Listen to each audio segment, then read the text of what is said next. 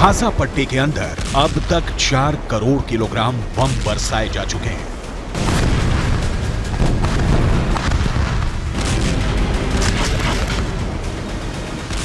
पूरा गाजा पट्टी जलकर राख हो चुका है, लेकिन इस आग ने अमेरिका के सामाजिक ताने बाने को भी जलाकर राख कर दिया है।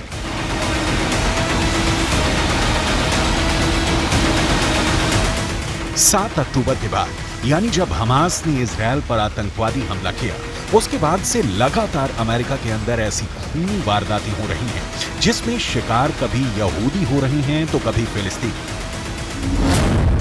अमेरिका की आबादी 32 करोड़ 64 लाख है, लेकिन अमेरिका के अंदर आम लोगों के पास 40 करोड़ बंदूकें हैं। यानी अमेरिका में तकरीबन हर नागरिक के पास कम से कम एक बंदूक अवश्य है।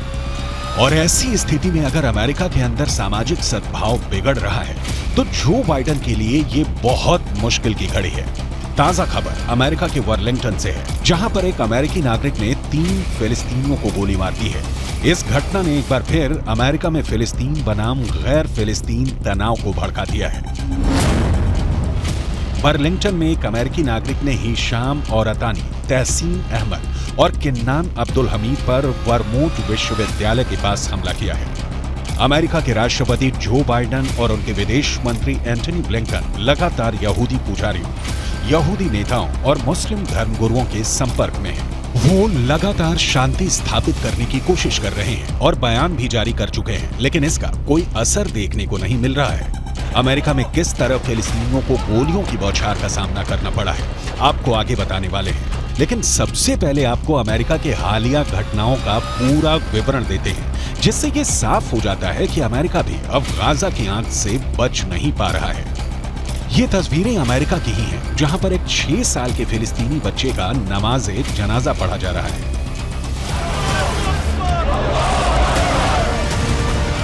ये 6 साल का बच्चा एक अमेरिका के नागरिक के यहाँ किराए पर अपनी मां के साथ रह रहा था, लेकिन इस बच्चे को 71 साल के एक बुजुर्ग ने चाकू से 26 वार करके मार डाला। इस बच्चे के परिवारजनों ने रोते हुए अमेरिका की सरकार से प्रार्थना की है कि जो युद्ध गाजा के अंदर चल रहा है, उसको अमेरिका में शिफ्ट ना किया जाए।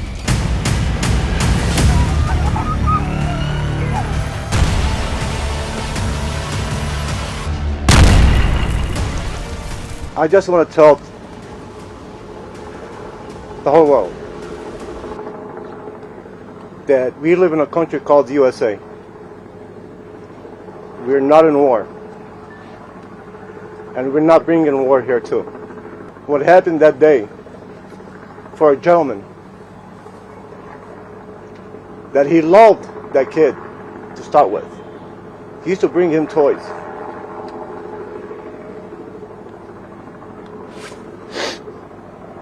Now I want to ask anybody here, a 71-year-old man sitting on top of a 6-year-old kid, stepping him more than 26 times, and he was looking in his eyes. You tell me, is that exaggeration? You tell me what type of man he can do that.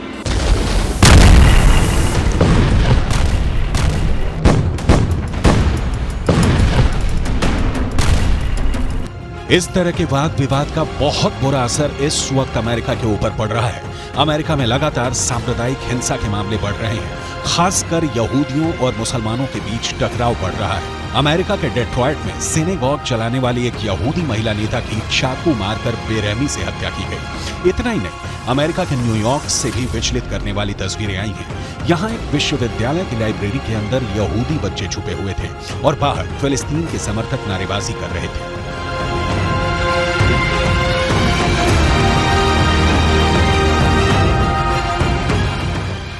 America के Washington में फिलिस्तीन समर्थक प्रदर्शन के दौरान एक महिला को ऐसा पोस्टर लिए दिखाया गया, जिसमें यहूदियों को पूरी तरह से समाप्त करने जैसा संदेश दिया गया था।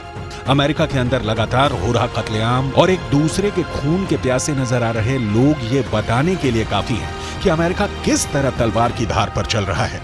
वर्लिंगटन का केस अपने आप में बहुत चौंकाने वाला है। जिस वक्त इन तीनों फिलिस्तीनियों को गोली मारी गई, ये तीनों अरबी बोल रहे थे और इनमें से 2 ने फिलिस्तीनी काफिया पहना हुआ था।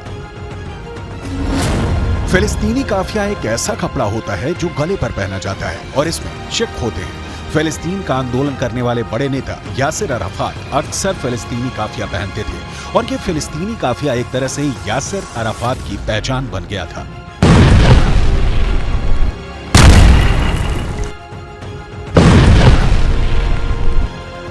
एक ब्रिटिश एक्टर और प्रेजेंटर इस्लाह अब्दुल रहमान फिलिस्तीन के लोगों के लिए सहानुभूति व्यक्त करने के लिए फिलिस्तीनी काफिया पहना था। ठीक ऐसा ही काफिया 2 फिलिस्तीनियों ने भी पहना हुआ था जिन पर गोलियां चली हैं। इसका मतलब साफ है कि गोली मारने वाले शख्स अमेरिका के नागरिक जेसन जे ईटन ने ये जानते हुए इन्हें गोली मारी कि ये फिलिस्तीन लिस्ट एनी मूल के नागरिक हैं। We have a lot more to do, however. Even with this arrest, we are still working. There is more investigation to be done, and that includes trying to determine motive. We still do not know as much as we want to know. But I would urge the public and you in the media to avoid making conclusions based on statements from people who know even less than we currently do. We are working hard to find out this information, and we are nowhere near the end of this investigation. Jason J Eaton को गिरफ्तार कर लिया गया है और उन पर case चलाया जा रहा है। अमेरिका की पुलिस लगातार जेसन जो ईटन के बैकग्राउंड को तलाश रही है। करीब 50 साल का जेसन एक किसान है और मुख्य तौर पर उसका पेशा खेती-बाड़ी है, लेकिन वो सोशल मीडिया पर भी एक्टिव है और वो फिलिस्तीन का समर्थन करने वाले अमेरिका के नेताओं के खिलाफ कई टिप्पणियां कर चुका है। अहम बात यह भी है कि जहां पर जेसन ने 3 फिलिस्तीनियों को गोली मारी है, वो जगह उसके अपार्टमेंट के पास ही है। जहां ये तीनों फिलिस्तीनी पढ़ते हैं, वो जगह भी अपार्टमेंट के पास है। क्या ये इलाका फिलिस्तीनियों के प्रदर्शन से प्रभावित रहा है, इसकी भी जांच की जा रही है। अमेरिका के राष्ट्रपति जो बाइडेन और उनकी पत्नी जिल भी इस हमले से काफी ज्यादा दुखी हैं। अमेरिका के राष्ट्रपति जब छुट्टियों के लिए नैनकुट जा रहे थे, उस वक्त भी फिलिस्तीनियों ने फ्री फिलिस्तीन के नारे लगाए थे।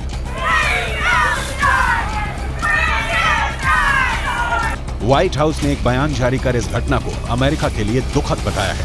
The President and the First Lady were horrified to learn about the 3 college students of Palestinian descent, 2 of whom are American citizens who were shot Saturday in Burlington, Vermont. While we are waiting for more facts, we know this: there is absolutely no place for violence or hate in America. No person should worry about being targeted while going about their daily lives. जिन 3 फिलिस्तीनियों को गोली लगी है, उनकी उम्र करीब 20 साल है और उनमें से 2 की हालत खतरे से बाहर है, जबकि एक की हालत गंभीर बताई जा रही है। घायलों में से एक हिशाम औरतानी ने प्रार्थनाओं के लिए अमेरिका का शुक्रिया अदा करते हुए इजराइल डिफेंस फोर्स पर निशाना साधा है। हिशाम औरतानी ने कहा है कि यह घृणित अपराध अचानक नहीं हुआ है। मैं एक व्यापक संघर्ष में घायल हुआ हूं जो सालों से चल रहा है। मैं आज यहाँ आप में से अमेरिका के लोगों के प्यार की जितनी सराहना करूं वो कम है, लेकिन अगर मुझे वेस्ट बैंक में गोली मार दी गई होती जहां मैं बड़ा हुआ, तो वहां मेरी जान बचाने वाली चिकित्सा सेवाएं संभवतः इजरायली सेना के द्वारा रोक दी गई होती। जिस सैनिक ने मुझे गोली मारी होती वो घर जाकर आराम करता और उसे कभी दोषी नहीं ठहराया जाता। सिर्फ अमेरिका ही नहीं, हमास के हमले और फिर इजरायल के क्रूर बदले ने पूरी दुनिया को हिलाकर रख दिया है। फ्रांस के अंदर एक टीचर और 2 बच्चों की मौत एक 20 साल के चेचन मूल के शख्स ने कर डाली और चीन के अंदर भी इजरायल के एक डिप्लोमेट पर हमला हुआ है। इजिप्ट में भी 2 यहूदियों के आतंकी हमले में हत्या हुई है। हमास के नफरती तूफान ने पूरी दुनिया को धर्म युद्ध में झोंक दिया है और सबसे बुरा हाल गाजा का हो गया है।